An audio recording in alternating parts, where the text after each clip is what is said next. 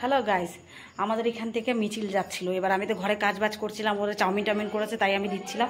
আর তখন আবার একটু আওয়াজ পেলাম যে বাইরে মিছিল যাচ্ছে এই কারণে যে একটা, তোমরা সবাই জানো একটা মেয়ের এরকম ডাক্তারের এরকম হচ্ছে, তার জন্য মিছিল। কিন্তু হাজার হাজার মানুষ, আমি প্রথমে আওয়াজটা পাইনি, পরে দেখলাম যে এত আওয়াজ, তারপর দেখছি মিছিলের ওখানে, তারপর আমি অর্ধেকটা আমি তুলতে পারলাম। আর আমি একটা কথা বলতে চাই এটাই, যে শাস্তি অবশ্যই পাওয়া উচিত।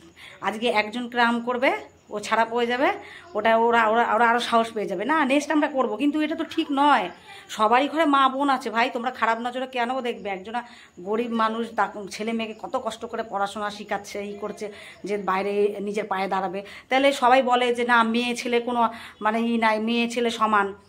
তাহলে একটা মেয়ে মানুষকে এভাবে অত্যাচার করে মারা কোনো কারোর আইন নাই। এটা খুবই ওরা ক্রাইম করেছে। এটার জন্য সত্যি কথা প্রচুর মানে বিশেষভাবে এটা তদন্ত করা উচিত, আর যে মানে দোষী তার শাস্তি পাওয়া উচিত, সেটা আমিও চাই।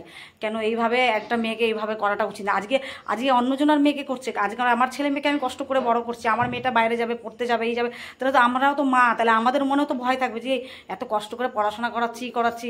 তো এগুলো তো ভাই প্রচণ্ডই ক্রাইম, এগুলোকে জন্য শাস্তি পাওয়াই উচিত 100 ভাগে আমিও বলবো। আর এত ক্রাইম যারা করছে তাদেরকে শাস্তি পাওয়াই উচিত, তাহলে নেক্সট কেউ সাহসটা পাবে না।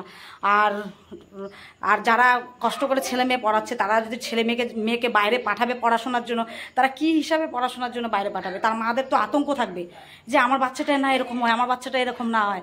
তাদেরকে তাহলে শাস্তি দেওয়াই উচিত ভাই। আর আমাদের এখান দিয়ে আমাদের মিছিলটা যাচ্ছিলো, তার জন্য আমি মিছিলটা তুললাম আমি আমার ইয়ে দিয়ে, কিন্তু অন্ধকার বোঝা যাচ্ছিল না।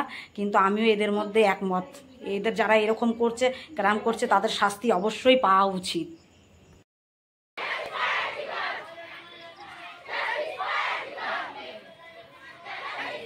মিছিল যাচ্ছে, মিছিলের মতো রাখি পূর্ণিমা না কিসে,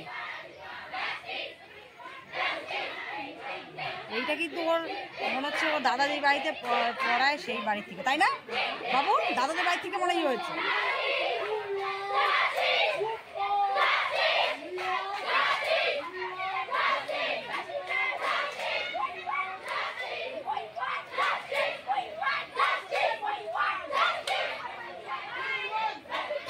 বাবা ভালোই লোক হয়েছে ভাই সাহেব।